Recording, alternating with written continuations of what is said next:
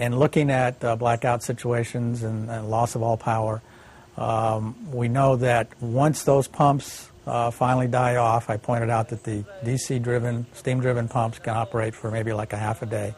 Once they're gone, then you no longer can provide cooling water to the core. Ultimately, the core can overheat. A lot of that heat will be deposited to the containment.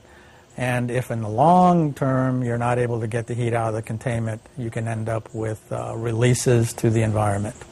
The plants, as I understand them in Japan, are similar in design to the peach bottom plant that I studied here in the United States. They are both BWR, I believe, 4 Mark I type designs, so the designs certainly are similar.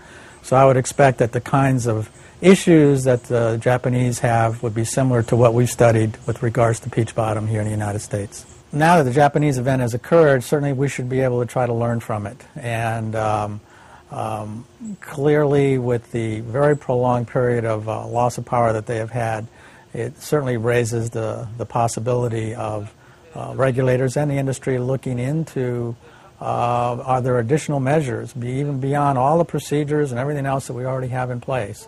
Are there additional measures that perhaps can or should be taken to deal with a very prolonged loss of power such as Japan has had? As I indicated earlier, with the fact that we can certainly deal with such an event out to 8, 12, 16 hours, and with other manual measures perhaps even extend that period.